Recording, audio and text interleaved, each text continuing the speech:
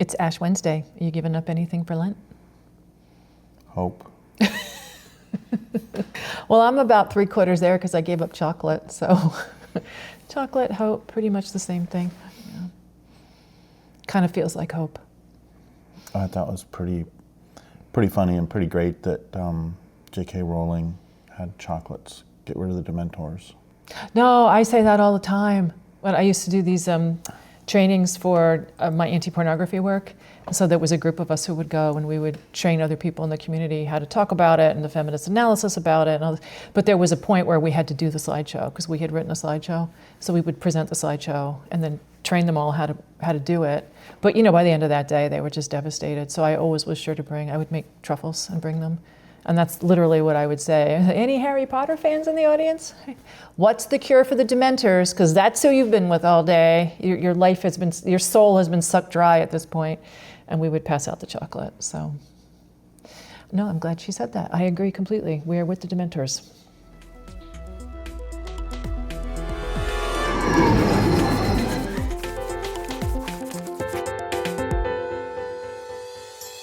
So, we're going to talk about fascism, what it is, what it isn't. And why everybody calls everybody they don't agree with a fascist. Yeah, there's that famous meme. It's like a book, like a kid's book. It says, everyone I don't like is Hitler. So they've memed it, because that's such a thing now, that everybody gets called a Nazi. Well, we have Goodwin's Law. And we were early adopters. Early adopters of receiving that. So for what have you been called a Nazi?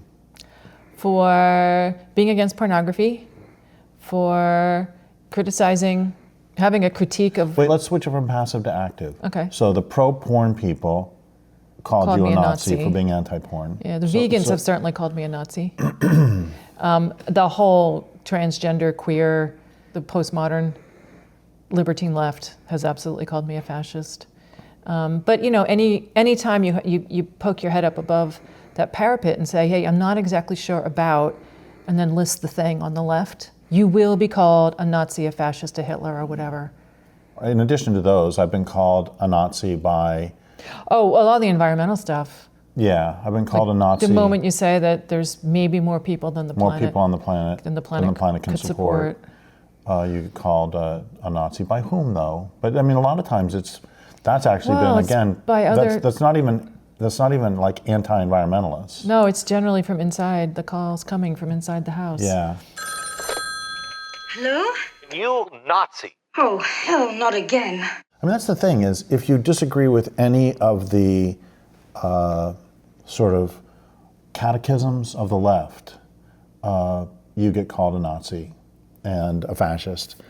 And I don't want to blame entirely the left for this, because we also just have to put in that if you disagree with any of the dogmas or tenets of the right, you get called a communist. Commie. Yeah. Commie. No, and they'll do fascists back and forth too, and they'll call people authoritarians. I've seen that for sure. These are horrendous people. These are the worst people, and going back to Hitler, right? Going back to Hitler, these are the worst people. Even when it doesn't make any sense. No, it makes no sense at all. But neither does the fascist. It's true. Because I don't think that wanting to protect wild nature qualifies, or believing that not wanting men in women's prisons does not equate to fascism. But the word's thrown around a lot. So how do you want to proceed? Well, what would be a definition of fascism that the two of us could agree with, and we could go from there? So we looked it up online.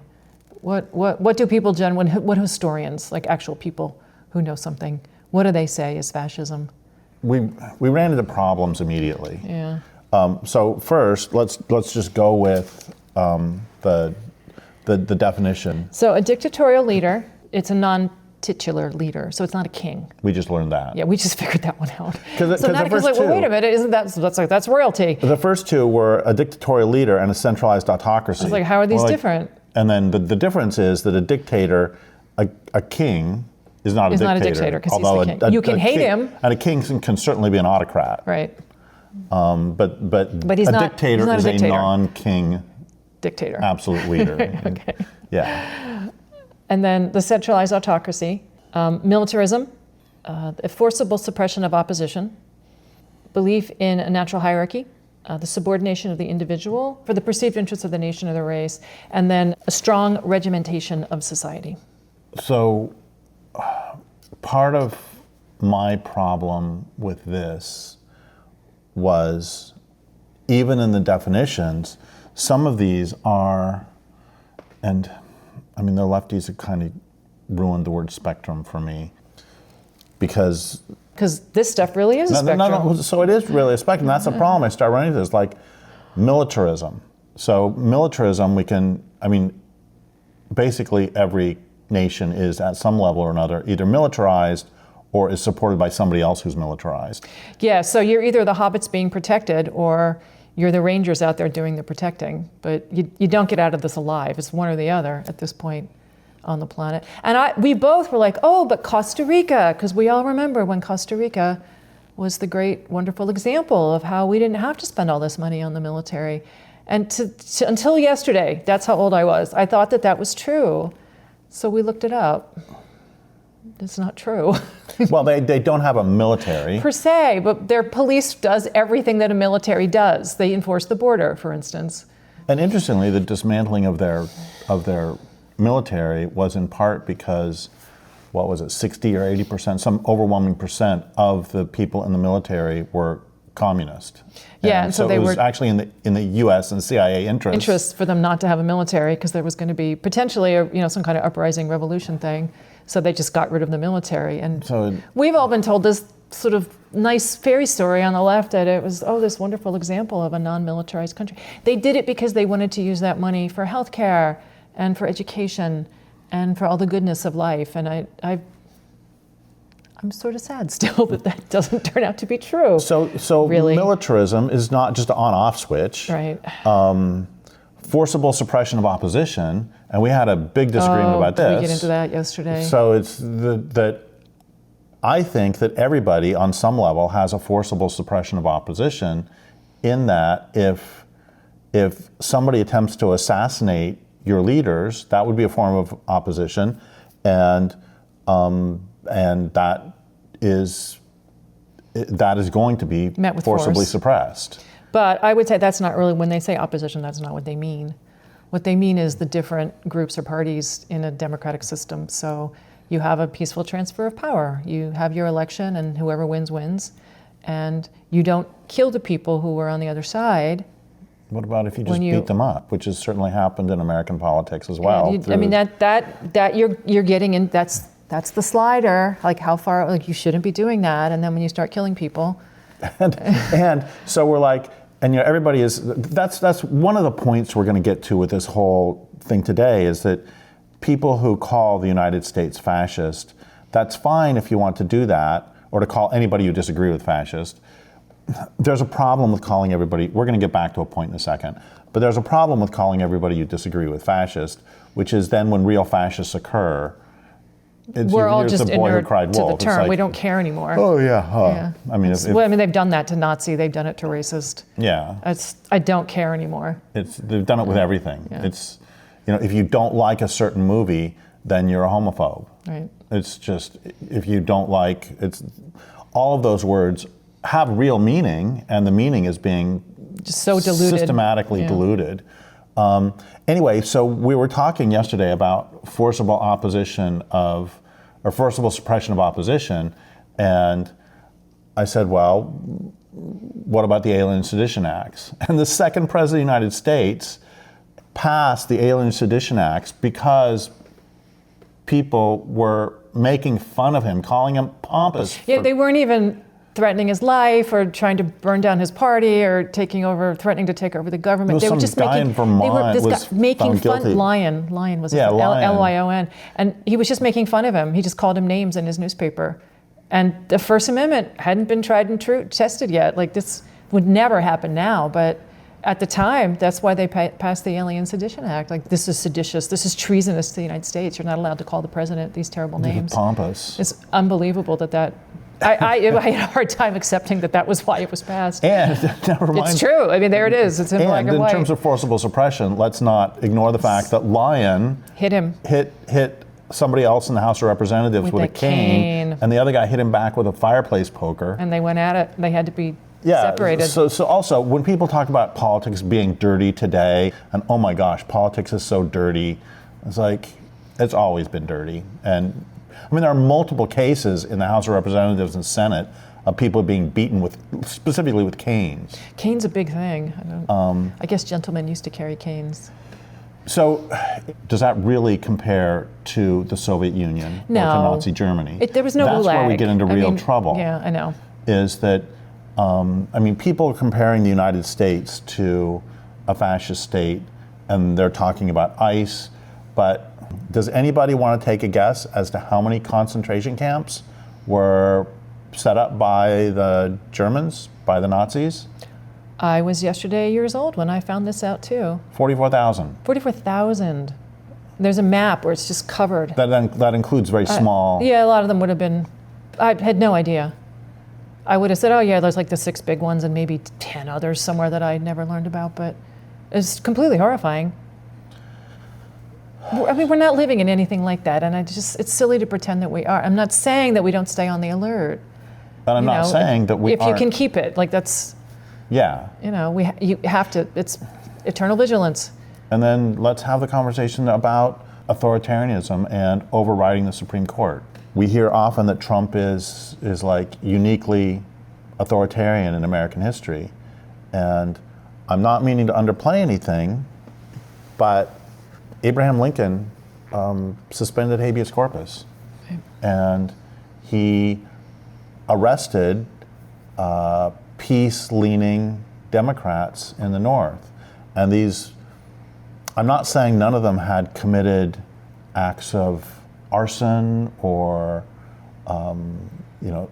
tangibly supporting the Confederate cause, but many of them had not. He arrested politicians who had given speeches, pro-peace speeches, and I mean, that's forcible suppression. Or in terms of ignoring the Supreme Court, we have FDR. Yeah, so when they talk about packing the court, I mean, I don't think there's many of us alive who remember this, but you may have heard about it in history. He didn't get his way, so he added more justices to the Supreme Court. So every once in a while, somebody, like the Republicans will threaten this. We'll just do that. No, the Democrats have threatened it too. Yes, it's very true. They did threaten it under Obama. Yeah. And that's the precedent that was set was FDR. So does that count as, he's overriding the Supreme Court in the biggest way possible. So is that authoritarian? I mean, I'm sure people at the time were very angry about it. I think it's dirty politics. Yeah. I mean, no doubt about that. But does it, because there were 6, right? And then he added 3 more? Or were there 5 and he added 4 more? Oh, I don't remember. It was... Anyway, he added enough that he got his way. Yeah. Specifically so he could get his way. Literally so he could get his way, yeah. And so we talk about, an imperial presidency. We talked about that with Reagan. It's just, there is a long history of this. And, so what point are we trying to get at? Well, I don't know. Yesterday I had a stronger position yesterday where I just felt like something really has changed that in my lifetime I have not seen, which is back to the suppressing the opposition one. That just hadn't happened in my lifetime, where whoever was, the president was using things like the legal system to go after the opposition, and especially when it's added with that mob violence, because at all those rallies of Trump where they were screaming "lock her up" for Hillary Clinton, my blood ran cold. Like, that's not how a democracy operates. You don't get to use the power of the state to lock up your opposition. And there's the misogyny element too, but it was honestly terrifying when they were doing that. And it would be these enormous stadiums full of people screaming this. There's no good future here. That doesn't end well. So I don't disagree with that. That never happened in my lifetime. As hard as it might have been, as many disagreements and sometimes it would get ugly with name calling, but I never saw stadiums of people screaming to lock up whoever. I'm not saying that it's not bad. I'm just saying that it's something that has happened in American history. But aren't we supposed to have learned something? Like, why are we like sort of slipping back into mob rule?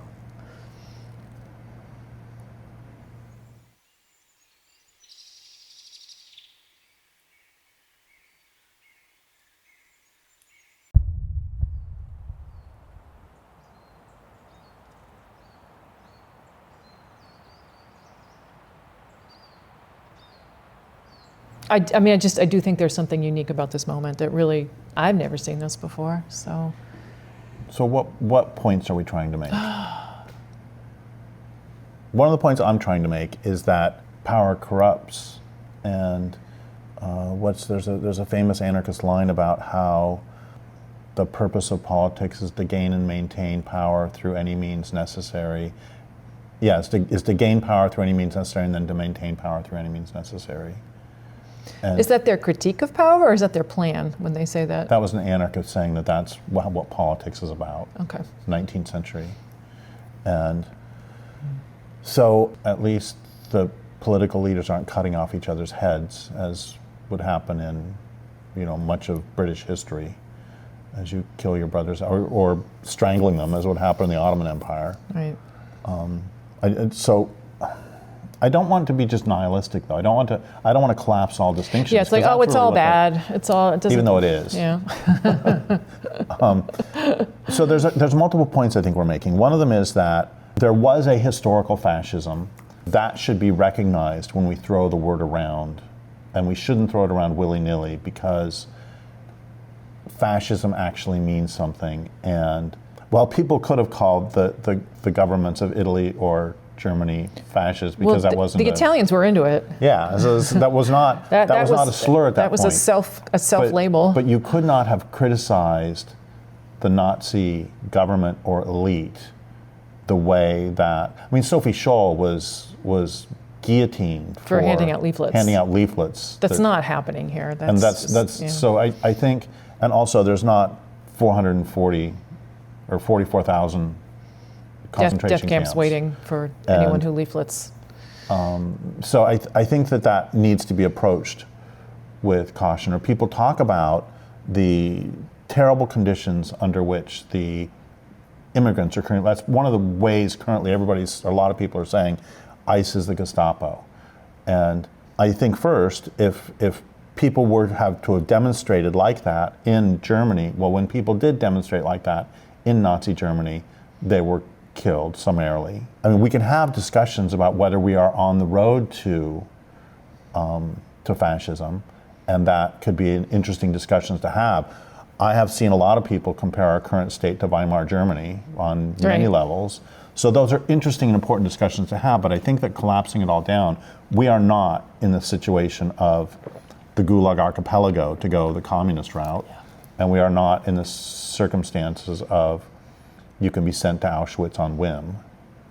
And also, it's important to recognize that as evil as the Nazis were, they are not unique in their horrible treatment of opposition. We have communist China. I only learned last year that the French had concentration camps for undesirable immigrants, as I believe was the name of it. Undesirable immigrants that were not as bad as death camps, but were as bad as the concentration camps in Germany. And yeah, so for instance, there were 500,000. Yeah, so there were all these immigrants refugees that spilled across the border from Spain during the Spanish Civil War. The Civil War, yeah. I was going to say revolution. I was like, what was that? Was not a revolution. What was that? It's the Civil War. So they, of course, you crossed the border and into France they came. So that was one huge group of people that ended up there. And they were treated horribly. Starved to death. Yeah, they weren't like actively shot, but they were just left to the cold and the hunger. Yeah. It's very grim history, very grim. So a couple points I'm trying to make is that fascism does mean something. Another point is that, I think we've hit this, but I want to hit it again. Well, let's come back to calling people fascists in a minute. And I want to talk about, I think that we're sort of using the wrong term when we talk about fascism. I think that what we really want to talk about is authoritarianism. And we really want to talk about not merely the problem, as Louis Mumford put it back in the 60s, and I agree with this, is that in today's more sophisticated authoritarianism, power does not primarily lie with the individual, but with the system itself. And the system itself is authoritarian. Lewis Mumford asked, I'm going to go ahead and read this. Lewis Mumford asked why it is that so many of us give in so easily to the authoritarian power structure. So let's give them a little background on who Lewis Mumford was. Okay. Because they might not have. Lewis Mumford, I think, is one of the most important philosophers of the 20th century. He was a philosophy of technology, and he wrote about cities and about the importance of, and about what cities require, what they entail. And then World War II, as it did for many people, really hardened him.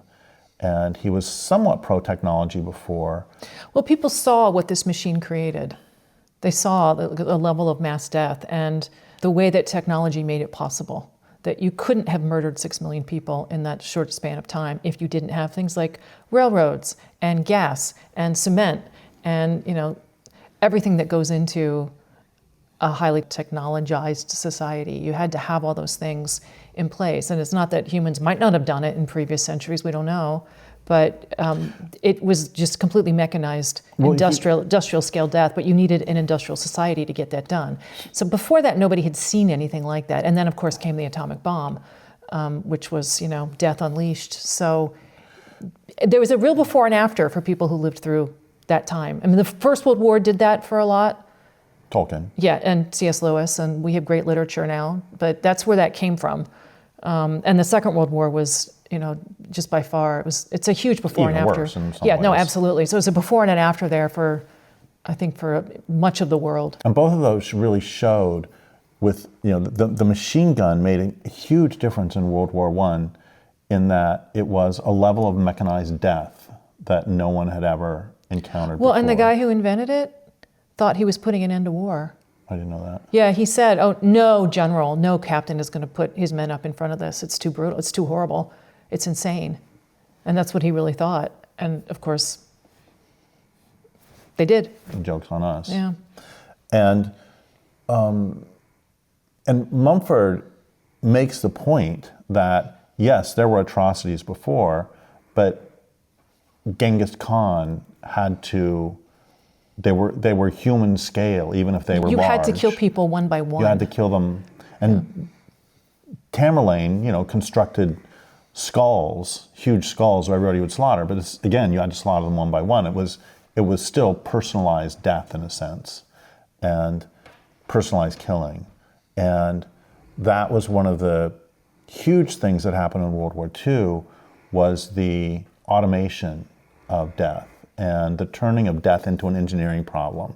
Robert J. Lifton wrote about this, and other people have too. It's just, I've seen the texts of the documents where they had, first they had a problem. It was like, how do you kill, when you kill all these people face to face, it causes a lot of alcoholism and psychological problems for the people who do it.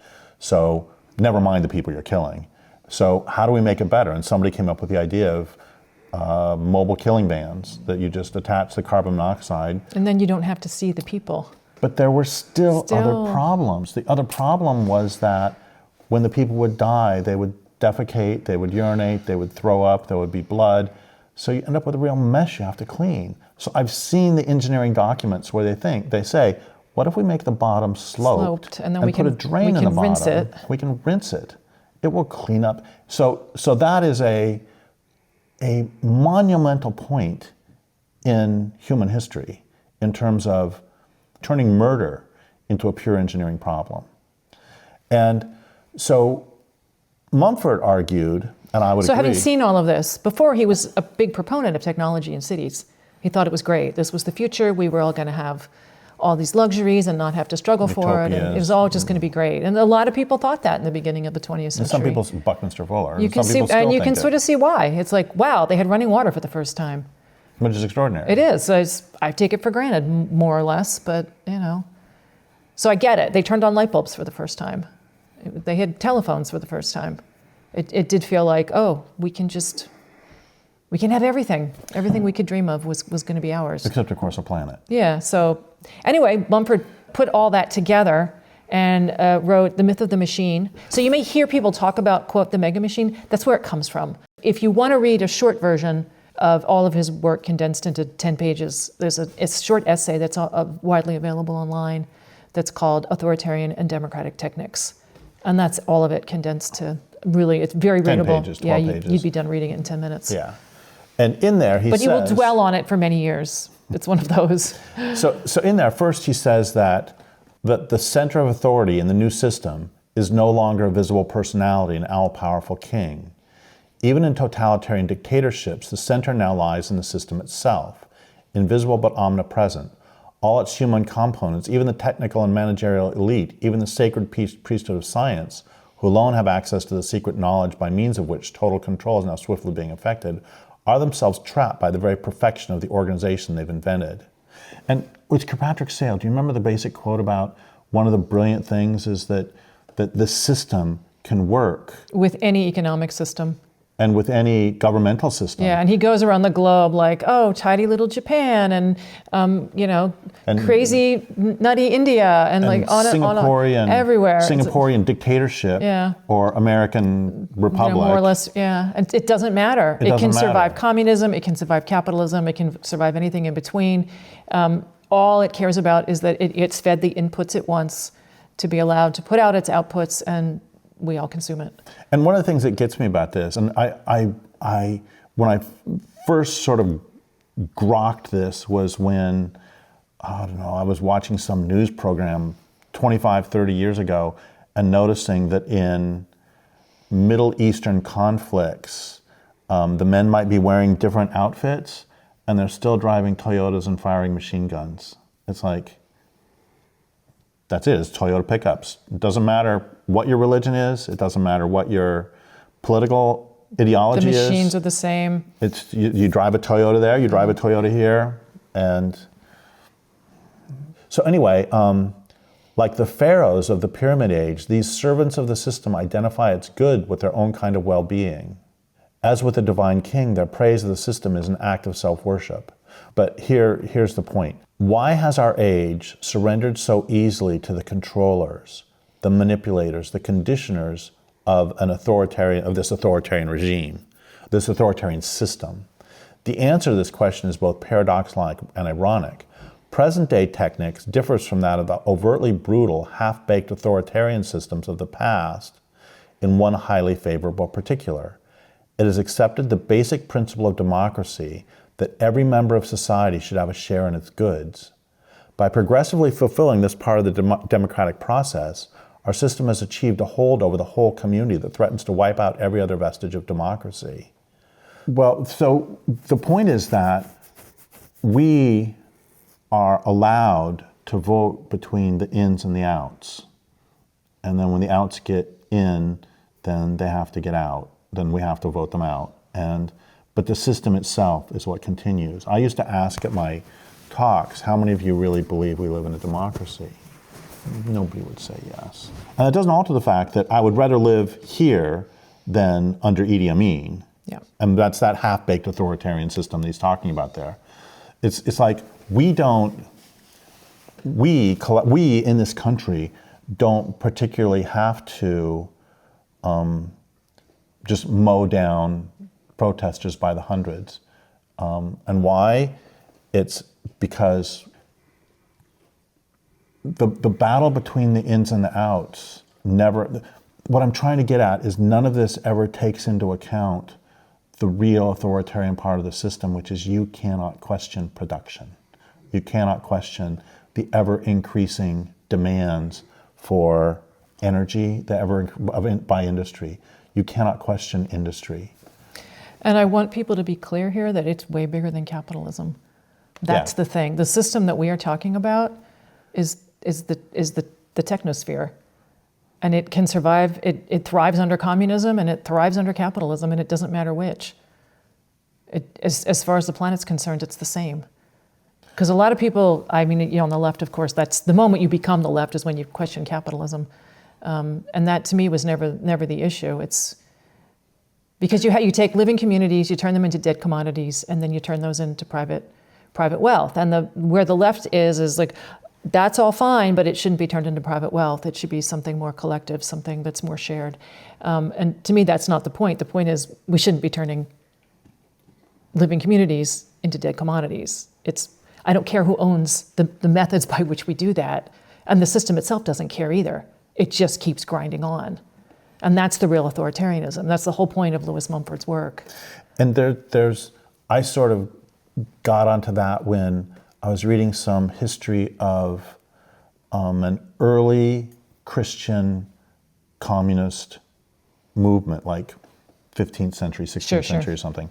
And they actually took over, but they quickly realized they still had to funnel resources to the producers, because if you're going to, it doesn't matter who owns them, if you're going to have a textile industry, you have to funnel the resources toward the textile industry. And it doesn't matter to those resources, nor to the people on whose land those resources were, whether the resources go to the horny-handed workers of the Soviet Union or whether they go to the capitalists. The resources still have to be funneled because you can't produce without them. And this is why I am fond of saying about myself, I'm to the left of Karl Marx, because that doesn't even begin to describe the system, the problem with the system.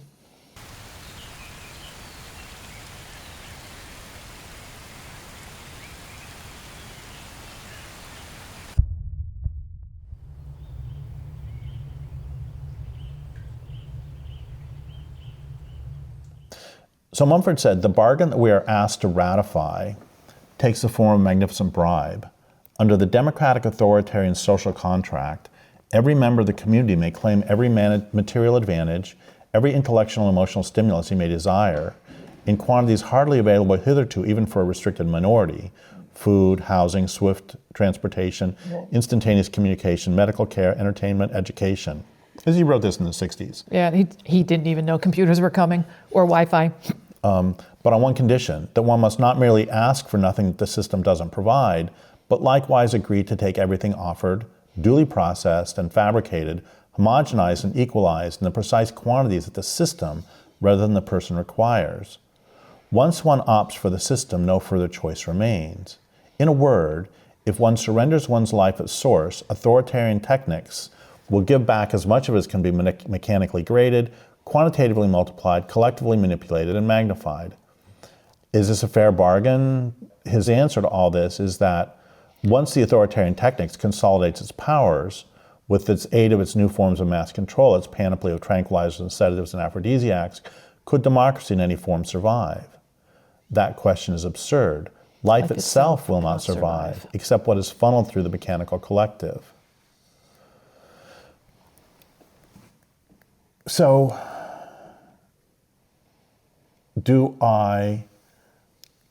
part of what I think is going on is that we recognize on some visceral level that we are out of control, and that we don't. We meaning the human race generally. Yeah, and you think most humans sort of know that at this point? Is that? I think we have a very strong sense of it, and we also recognize that. And I've been saying for decades that the primary argument that the left has not succeeded in any of its it's losing on every front. So what would you say were the left's main goals? Like maybe in our lifetime, say, or I don't know if you want to go back to the French Revolution. Well, I mean, the left, there was a lot of, there was at least the statements, at least the stated terms were, in no particular order, improving women's rights, I'm going to switch that. I'm in no particular order, he says, as he messes with the order. Labor was always very important, rights of labor. And the decreasing the gap between rich and poor. And so there's some kind of first cause about fairness, about unfairness in the world. There's some group has power, some group doesn't, and we want to make that better. And that applies to women too. Absolutely. Of course, yeah. That's why you can sort of slot anybody in. And a place that doesn't really slot in because we have such contempt for nature. Nature doesn't exist as a coherent class in this or a coherent category. That also environmentalism, we wanted to protect some scraps. And the left has either failed on all of those or is in many ways making them worse. I'm thinking that a lot of the assaults on wild nature these days come from the left. Actually, both, but in different ways. We're going to do a whole podcast on that. Yeah, maybe many. Anyway, the point is that I think, the gap between rich and poor is getting greater. Unions have been completely decimated. Yes, well, women... They very bizarrely embraced globalization. The whole point of Seattle was people in the streets trying to stop the World Trade Organization. The whole world is watching! The whole world is watching! The whole world is watching! The whole world is watching! We're not against world trade, the rules of world trade. We're against world trade without rules.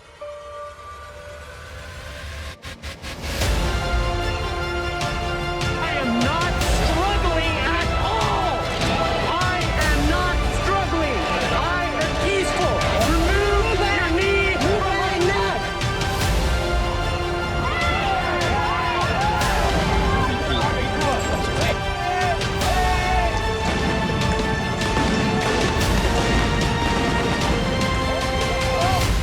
And people remember this as this generational moment when they stood down tanks in the streets of Seattle. It's not even a memory anymore for people on the left that we ever were against this And in as fact, a concept. at this point, you can't be a lefty if you oppose and you will be called a Nazi. the European Union. You will be called a Nazi. If you want relocalization. Yeah. If you want local people to actually control their local government and their local land and what they're going to grow there, not some Then you're a bureaucrats in Nazi. Brussels, you're a Nazi. And That's literally what we were fighting for. And it's the same for, I don't want to discount the gains made by women. There are now battered women's shelters. There are now more rape crisis centers. My mother, when she got a divorce, could not get a credit card in her own name. But at the same time, I know any number of old women who say that they are living in the most misogynist time of their lives through porn culture. I interviewed some old lesbians, very old school lesbians, or in their 70s, and they were saying that this is the most Homophobic time of their lives. Time. Yeah. Which is extraordinary coming from women who were presumably lived through the 50s and the 60s. Lived through and were probably sexually active in the 60s. Yeah. And anyway, and environmentally, of course, everything's a complete disaster. Everything's going the wrong way. And even environmentalists these days are fighting to destroy more wild nature to put in wind and solar. So the point is that with everything... We wrote a book about that. With everything going the wrong direction, the Democrats have fully embraced globalization, which is fully embracing the global machine, the global megamachine. And when they fully embrace it, they can no longer support. And so what they have to do... You can't, at root, you can't, as your first cause, your first principle, be against authoritarianism when you have completely embraced this megamachine around the... That's what just has me utterly bewildered. And lefties used to understand this. At least somewhat they did. I did this great interview with George Gerbner. He was the TV violence guy. Sure. And we'll get into him another time, but he was the person from whom I got the ins and outs. And he literally fought the Nazis in World War II. He, even at that time, was objecting to this. He said they're just the ins and the outs. It's great if they can get us all to think that the outs or the ins are the demons. Well, not the demons, but the enemy, when the enemy is the entire system. And I think that's the point we're trying to make here. Finally. Yeah, I think that's really what I'm trying to get people to understand. Is it's the system itself. And we see this all the time. The Republicans call the Democrats democrats. And just a couple days ago, I was reading some former journalist, lefty, was saying that she saw J.D. Vance carrying his son, and he said, I wanted to throw up. I saw the devil. He was calling him demon possessed. And This is the 21st century, and I thought people were joking a few years ago when I would see this kind of demon possession stuff on comments. I thought it was a joke. And I came to understand that they really mean it. And when this goes crazy in a society, I mean, we've seen it enough times in history. We really want to bring that back. This demon thing has to stop. so I think that this all comes from this all being a religious impulse. There's a lot here. So we were going over yesterday all the times that we've had Nazis screamed at us. And my best one was about 2 hours at a demonstration outside Tacoma, Washington. And there was a whole bunch of screaming people against us. And a lot of them were teenagers, which is terrifying in its own way, which I'm going to talk about in a minute. But the point for this mini anecdote is that there was one guy on the other side who was right up against the line, screaming at us.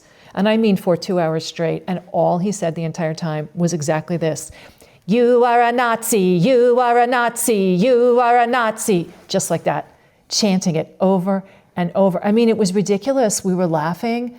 But then it's like, it was like the ever-ready bunny. I mean, there was no stopping him. It's what he did for 2 hours. And Okay, so I think that he was entering a religious trance. I think he was. This is just I chanting. think a lot of this is... This is just chanting. I know. So, you do that This is thing. ecstatic. He was It's ecstatic. The drumming and the rhythmic and this is what the human brain will flip into a different mode. And Entrainment. That's what he did. And I think a lot of them, when they go to these demonstrations, they are entering a state of religious ecstasy. That's the screaming and the wailing and the falling over.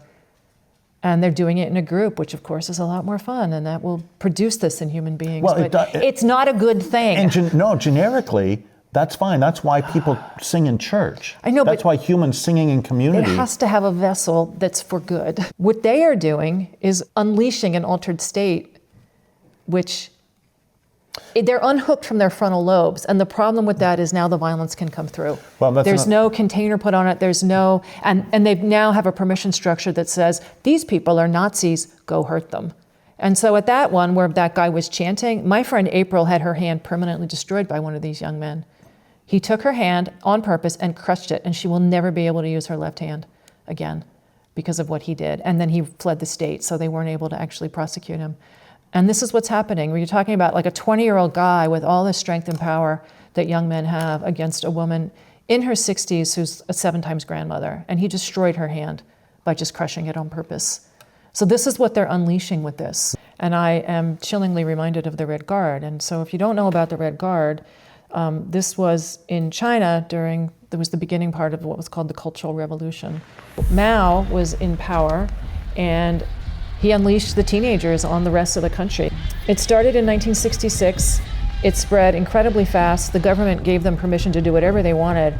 Mao had this thing with the 4 olds. This is what they were trying to eradicate from their culture. Old customs, old culture, old habits, and old ideas. So books, museums, graveyards, temples, anything that was from the past was fair game to destroy. So they literally dug up graveyards and hung naked bodies from trees. Really deranged shit was what they got into. And it went on for about 2 years, and they were supposed to really go after the bourgeois elements of society. So the people they turned on mostly were teachers, their own teachers, professors. Anybody who wore glasses was considered an intellectual. People were killed just for wearing glasses. And they ended up killing thousands of people. So in 1 month in Beijing, 1,772 people were murdered. In Shanghai, there were 534 deaths and 704 suicides in 1 month. By the time it was done, just thousands of people were killed.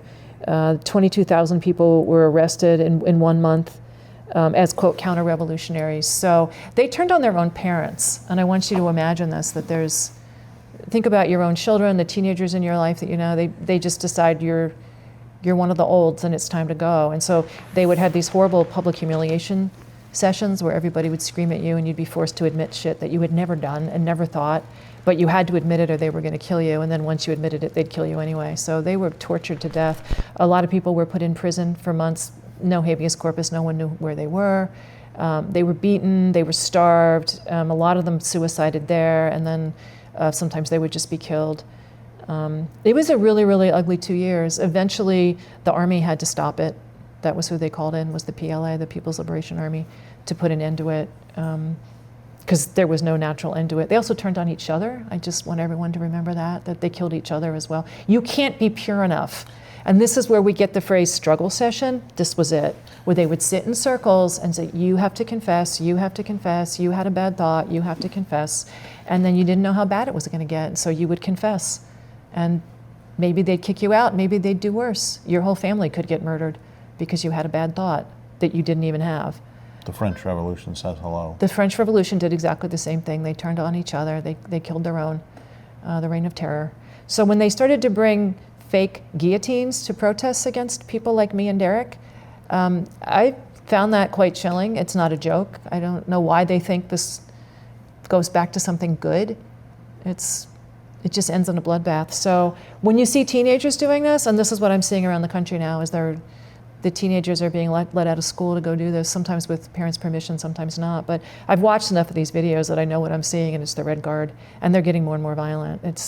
There's these claims, if you know, on the left-leaning media, it's like, oh, these wonderful nonviolent protests. These are not nonviolent protests. They're screaming, they're yelling, they're hitting people, they're throwing things at people. People are getting hurt.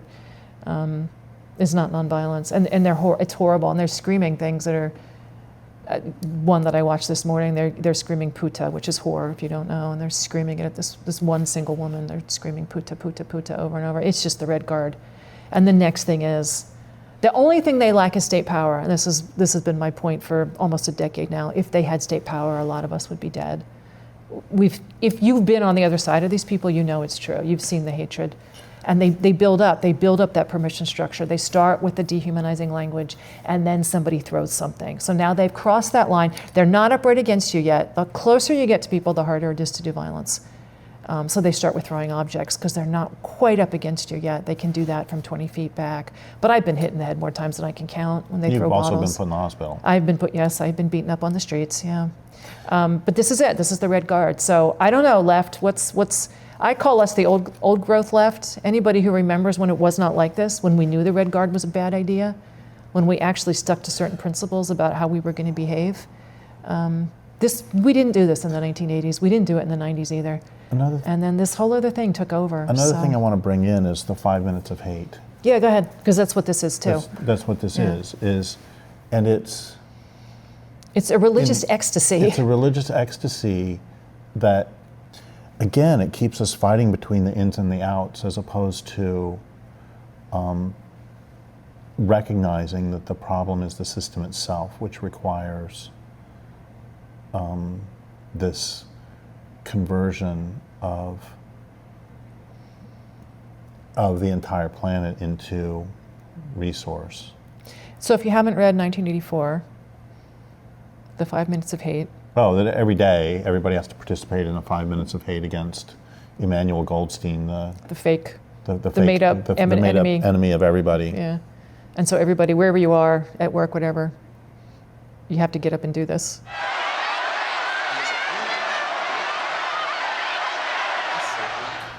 So what do you want? What do we want people to take away from this?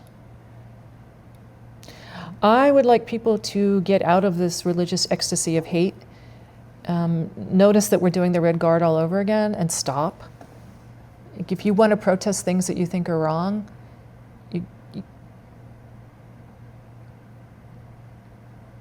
you have to. I don't know how people think this ends anywhere but someplace really ugly. That's what. Antifa has killed people. I just want everyone to remember that as well. There have been murders, and there are going to be more. My point is that, and I want the left to be a decent place again, where we remember what our basic values were, because it's been Antifa-sized.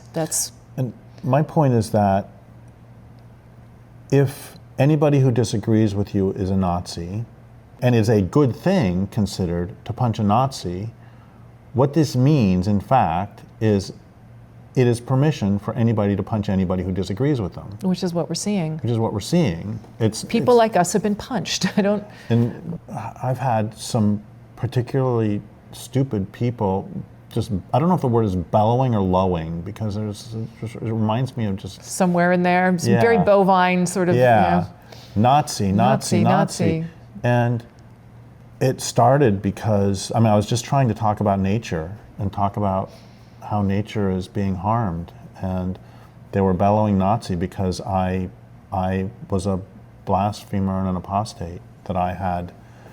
And the wrong thing was The wrong thing in this case was saying no to men. It was saying no to men, and it was also that I don't think it's appropriate for adults to use value-neutral terms, sexual intercourse with children. I don't think it's okay to use language I would use. I don't think it's okay for adults to rape children. And for that, they were bellowing Nazi. And You can watch that. The point is, I'm trying to have a reasonable conversation with a reasonable person. The point is that even within a horribly oppressive structure, there are still norms that are worth keeping. yeah. That was Eugene Public Library. Yeah, and so if you are going to punch a Nazi, I think that you have to have a better definition of Nazi than somebody who disagrees with me. And I would also ask you to consider whether punching one-on-one individual is in any way useful. Even if that is an actual Nazi, I don't know what you think is gained by punching them. It doesn't seem to be particularly useful as a political organizing tactic. They seem to think it is, but I don't know why. Well, what it is, frankly, is forcible suppression of The opposition. the opposition. That's what that's about. I just get happier every day that the left doesn't have state power. And I don't want to feel that way. It's incredibly depressing. I'm just reminded of how, during the Middle Ages, so for those of you who know nothing about Christianity, there's communion, there's the Eucharist, and it has to be blessed. Okay, so there's the little wafery thing, and then there's the cup, the chalice that has the wine in it, and that has to be blessed, and then it either transubstantiates or doesn't, but it becomes something that's sacred or holy. This is the big moment in your Christian week, if you're a Christian. But during a great deal of that sort of chunk of Christianity, you were not allowed to witness this as a civilian. The only people who were allowed to see it was the priest and then his helpers. So they had a screen up in church, and you sat behind it, and they were on the other side of it. But when it was done, they would lift the chalice up, and people would swoon. They would go into these states of ecstasy at the sight of the consecrated host. And if you were really into it, you would go from church to church all day. You got to see it over and over again. And I'm just reminded of that it's how easy it is for people to throw themselves into this kind of hysteria and feel that ecstasy. And it is very addictive. You get a high off it. And if you can tell yourself that it's righteous, there's clearly people who love violence. They're getting a rush from it. That's for sure. It makes me sick, but I don't care who's getting beat up. Mob violence just makes me ill. It's horrible to witness. And I don't know why they find it so exciting, but they do. Just go watch the videos. They're doing it. I would rather that we pull back from this before it's too late. I have seen that trance state in videos of audiences at AC/DC concerts. Which is that's what it's for, right? That's that group experience, especially of young people. It's in a container, nothing harmful about it. They are in an altered state. Add some drugs, they're not hurting anyone. It's fine. Our brains are meant for some of that some of the time. Let them have it, that's great. Some people like Celtic music, some people like whatever. It doesn't matter what the music is. Your brain's gonna respond that way, and you do it in a group, and it's fun, it's good. We all know that feeling when you get the endorphin hit and you're soaring. But to take this back to what you were talking about, there are all those photos we've seen of lynchings in the United States, and those were often communal affairs. And I read this anarchist analysis one time of why they thought that there was this ecstasy of communal violence. He was arguing in favor of mob violence. Humans do wretched things to each other when it's in a mob. Absolutely wretched. That's the nature of mob psychology, is nobody's responsible, because you're all 1/100th% responsible, and that just unleashes the worst in us.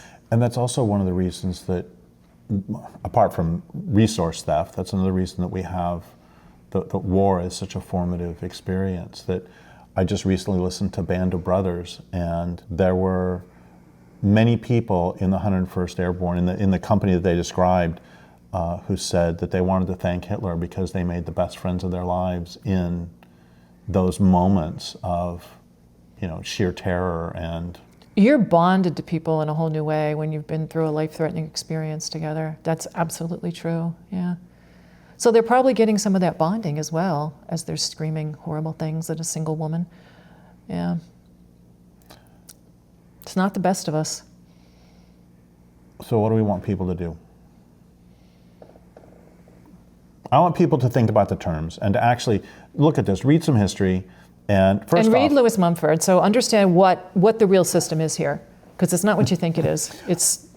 I was going to ask them to read Rise and Fall of the Third Reich That's to see what real Nazism is. That is a fine thing to tell them to do. Also to read American history, to know that there have been, again, I'm not excusing Trump. But no, I don't want to normalize some of the horrors that are happening now. I know we're going to get accused of that, and that's not what we're saying. What I'm saying is that people will say that I've never imagined America being so divided. It's like, you haven't read about the American Civil War, have you? Right. That's divided.